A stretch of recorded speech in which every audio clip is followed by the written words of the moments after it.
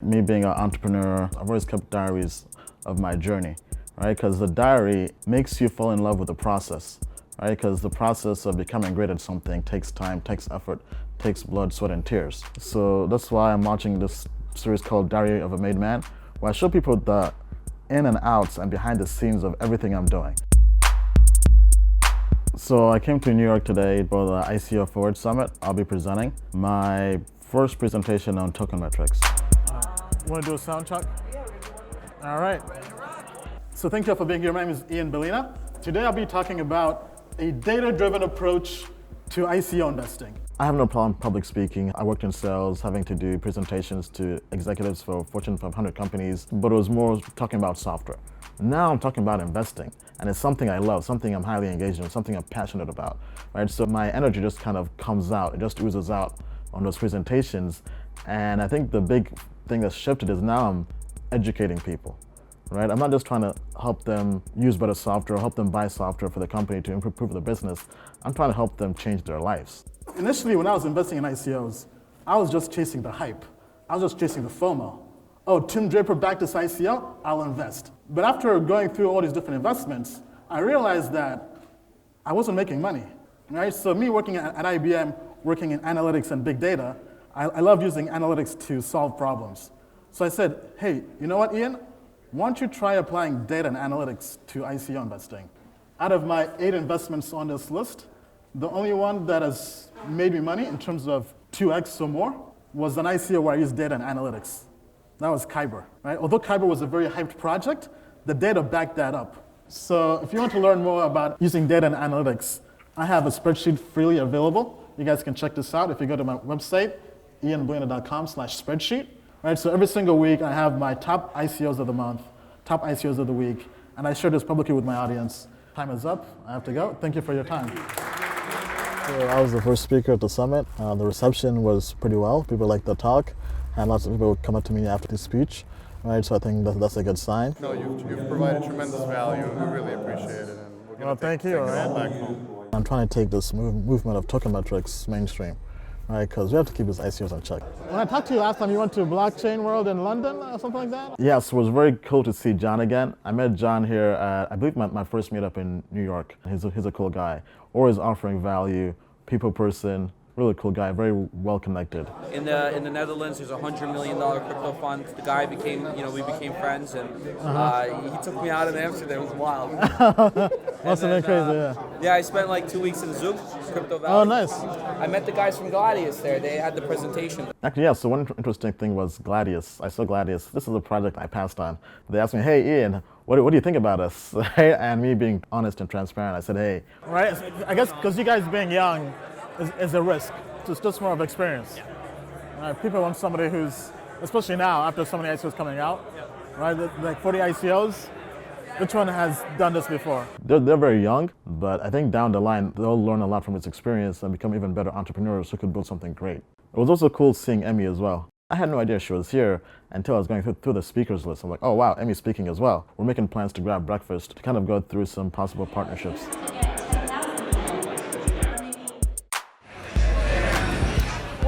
What are you doing? You're building your brand for followers, but now you've taken off your Patreon. So how are you? What's your monetizing, or how are you? What's your business plan, or whatever? I mean, so for example, like I'm advising Go Network. They give me Go Network. It's an ICO coming out. Okay. Right. So they're giving me 1 to 2% of the ICO of the tokens. Good. So there's 2 ways we can do it. We would love for you to come on. Just sort of like advisory, but it's super membership. Right now, it's $100K seed per year fee.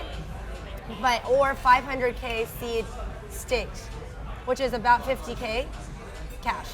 That's the only way to do it. I'll be honest, 50K is pretty small. What? 50K worth of tokens for you? It's pretty small. What do you want? 1%, 1 to 2% is kind of what I was expecting. Because it seems like I'll basically be an advisor, just without the title. Well, what do you do for the companies? Everything. I advise, I evangelize them, help build the brand up. I show them how to structure the token sale, the ICO, to make it attractive for ICO investors. I also bring in other whales, other syndicates as well to invest. Yeah, and I want to amplify your audience with tools so that you can do it for all the ICOs, because we want them all to come on the platform, because all your investors now we could put them on and you could just throw on an ICO 40 million, 10 million, just like click, click, click.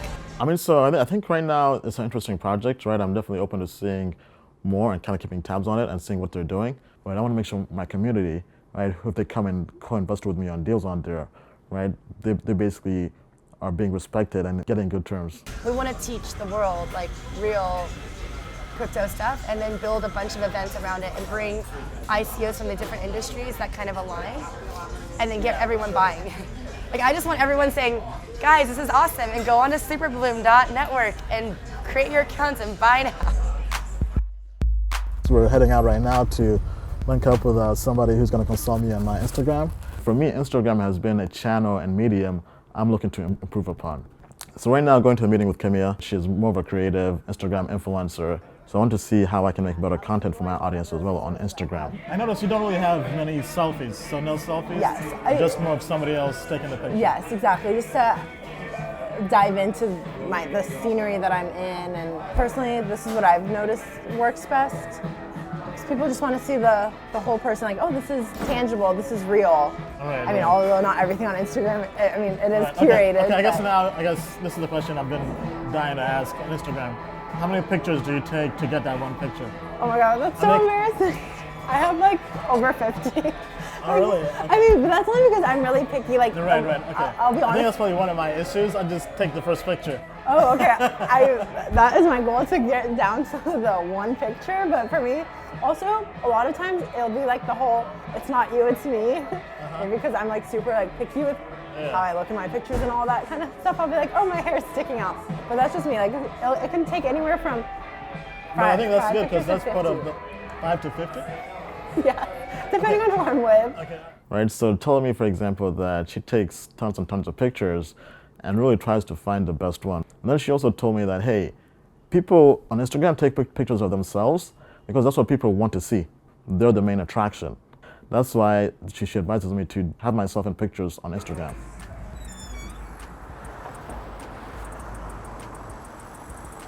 Woo! That was a really productive meeting. Learned a lot about how Instagram works behind the scenes. It's kind of like I've been exposed to the matrix now. I can't go back. All right, I know how Instagram works. I know all the little, I guess, tactics. Hopefully I can leverage them on my Instagram. So my Patreon group launched from me once again listening to my audience. And we talk about anything for an hour. We're about 10 people on a call. Just kind of think of it as a roundtable discussion on cryptocurrencies and ICOs. We have here on the call, we have some new faces. I'm seeing David, Alice. Anything in particular you guys want to cover? So the interesting thing was kind of people's perspective on QuantStamp and how the pre-sale and token sale is going. Right, I was kind of salty because they didn't give me tier 1, right? And I felt I was bringing a lot of value compared to some people I know who got into tier 1.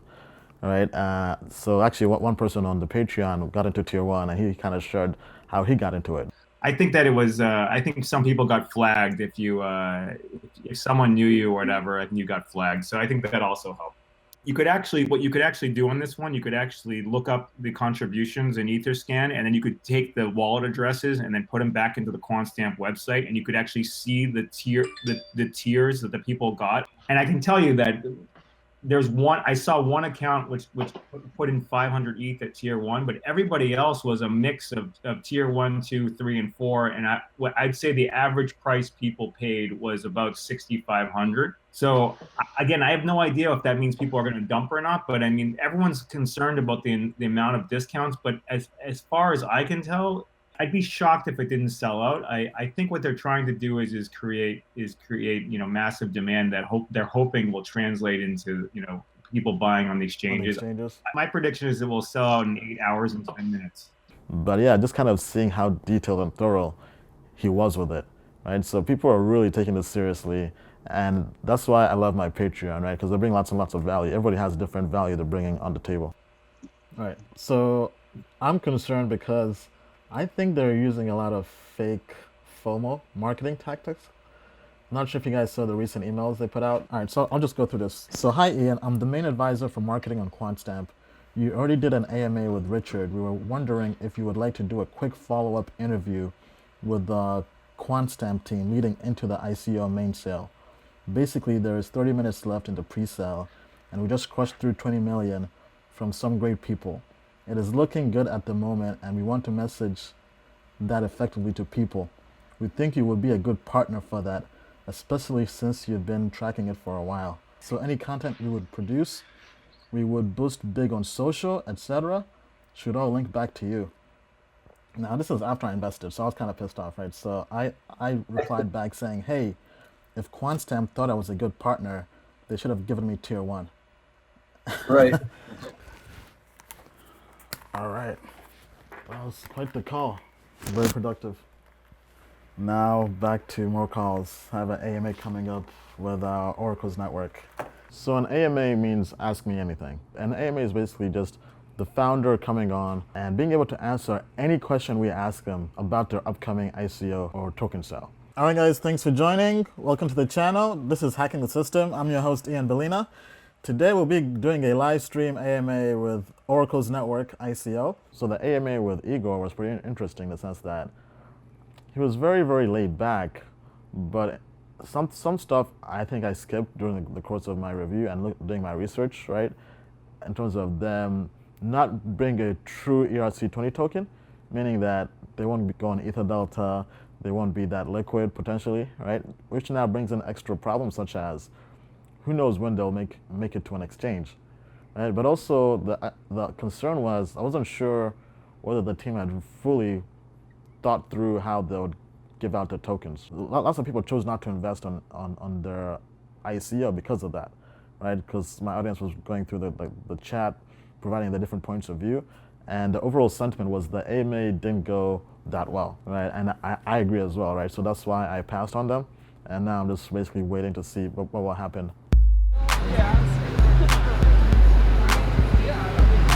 Hey, going to a meetup now, New York City meetup with my audience. Very excited for this. New York City has always been good to me. I love meeting my audience members, right? I always like being out there, meeting them face to face and seeing the people and the people behind my community. No one's gonna get the money back. Really? I saw it on the... Wow. So they also now bring me value, right? Because now when they find good ICOs, they bring them to me, so I don't miss any ICO. Yo, man, this guy right here? I mean, Kofi, I cannot say thank you enough to Kofi, right? Because it was pretty interesting, because I met Kofi at our second meetup here in New York. And he's like, hey, Ian, have you heard of GOAT Network? I was like, yeah, I think so, yeah. Like, didn't they win the Earth Waterloo Hackathon? He's like, yeah, well, guess what? I'm actually an ambassador for them, right? I handle the ambassador program, right? So meeting Kofi face to face really made me take a stronger look at the project, right? And when I did, I ended up talking with them, and now I became an official advisor with the team. Right? It's worth like 600 grand, something like that. And if it goes 2%, 600 grand. 2%. Like, I mean, because and it's easy going up. Like yeah, it's gonna be balling, as soon as balling out of control. Exchanges, million. Hey man, What's the name of it? GOAT Network. GOAT Network. Yo, man, hey, so I'll put you on, man. Anything you want, I got you. So Kofi was the plug, right? We have plans to hang out after this as well this week, right? From just going out, just seeing the city, going to some clubs, right? I was like, hey, Kofi, you put me on, so I got you for anything you need. Anything you want, I got you. Hi guys, welcome to the show. I'm your host, Balina. This is Hacking the System, the show where we cover ICO investing, finance, and all that good stuff. All right, so today we have the pleasure of being joined by Jason. The AMA with Simple Token was the exact opposite, right? You can definitely tell like almost night and day between the two leaders of the project, right? Jason is a hardcore seasoned entrepreneur, right? He's basically a vet. Yeah, well, thanks so much for having me, Ian. Really appreciate. Big fan and follower of your show. Yeah, we're working on Simple Token. Our ICO is live. It's a real exciting project, combining kind of our team with 10 plus years of consumer internet experience, blockchain experts, and really working on building kind of an on-ramp from mainstream companies to tokenization and blockchain. You can tell he was answering every question fluidly, right? Like everything was well thought out, well calculated, well planned. Their AMA was very, very convincing, right? So I'm very confident with that one. That's why I invested. With that being said, Jason, any last words before we wrap up? The last thing I'd say is that's really respect you and your integrity. I mean, I didn't I knew of you and followed you a little bit, but obviously I didn't even realize that you were doing something about Simple Token until, I think, you sent it to me. I saw it and I immediately wanted to thank you. And I said, hey man, that was awesome. Could I, throw you a couple Simple Token as a thanks? And you said no. And you said, I do this objectively. And I really respect that because, there's a lot of guys in this kind of cottage industry in this market who are trying to make, we'll do anything for you for a few of your tokens or a few Ether, Bitcoin. And I just got to say tons of props and respect for you for saying no to that. And it really shows your integrity to being an objective analyst. All right. Well, thank you so much for being in the show, and best of luck with your token sale. Looking forward to it. And Cheers, everybody else, we'll see you guys on the moon. Take care. All right, man. Cheers. That was a really good live stream. I think it's a good project. I think in terms of what they're doing with businesses, the B2B model of working with tokens, because businesses don't want to deal with all this stuff. Right, so kind of having that middleman, I think, is vital. Because coming from IBM, we're basically the middleman for every business. All right, so I definitely do see value in that. I think this is a big idea, especially with the low cap. Right, so I think, and Jason is a proven entrepreneur. Right, I've been following him since 2008. Right, so this is why I think what he's doing is going to be big, because I basically have confidence in him as an entrepreneur from following him since I was back in college. And saw him sell his first company, then the second, and all these other companies as well. So yeah, I think this is definitely a big time project. The third AMA is actually not an ICO AMA. This is with some friends of mine. So they've been working with us over the last, I would say, a month and a half or so, and they built our smart contracts that we use for pooling together our funds. Right now they're making this publicly available on their site, premierblock.com. So now they'll come online on our channel and answer any questions about the product and how to use it, but also expose it to the whole world for free, right? Right now, my insider group has been getting value from this, but now we want the whole world to get value from this as well. Thank you all for joining. Welcome to my channel, Hacking the System, the show where we cover everything crypto, ICO related, and moon landings and Lambos, hopefully. So that was a really good live stream AMA with the Premier Block team. Right, they're doing really disruptive software. I mean, letting everybody now be able to pull their funds together and act like whales to get in through pre-sales, maybe even private sales, and do things that they normally wouldn't have access to. Right? Imagine having to invest in an ICO where the cap is too high to invest in. Right? The amount you have to invest is too high.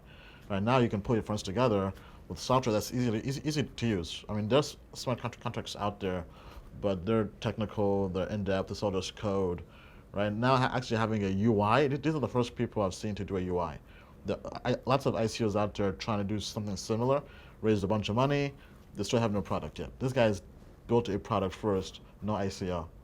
Right, so this is really disrupting the community, and I think they're basically just gonna kill anybody else who tries to compete with them, because they have no token, right? It's all just Ethereum, right? So they have all the factors to become the next big thing, in my opinion, for ICO investing. This is what I personally use to invest with our pools. Everything is done on this platform, and we'll keep on being done on this platform until these guys become the biggest thing in crypto. Oh, that's nice. Nice breeze here. We're in the Big Apple. I'm about to go check out Top of the Rock. I'm here with my fellow business partner and fellow co-investor, Ugo, all the way from Denver, out here in New York on the weekend. And I'll work hard, play hard. Now we're just gonna sightsee. Yeah. Take it easy.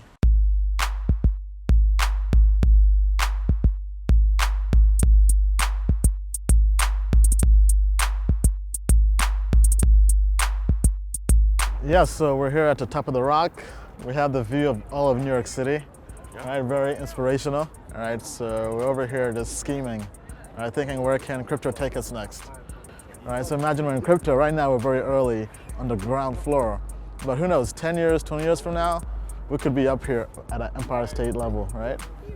Not the best of days, but the views are still amazing out here. Been in New York so many times, but I've never seen the city like this. So one step at a time, crypto taking us everywhere, building. We'll keep going up. All right, guys, so New York was dope pretty much, right? Had a nice chance meeting people in the scene. Now the next stop is probably gonna be Asia. Tokyo is probably my favorite city in the world. So looks like I'll be going to Tokyo and maybe Macau, right? I have a chance to speak in Macau. My friends are having a conference there. So I'm very excited to go there and just bring this whole movement of token metrics to the world, share our voice, bring the opinion of the average retail investor. So if you're in Asia, I'll see you guys there. With that being said, I'll see you guys on the moon landings, and Lambos.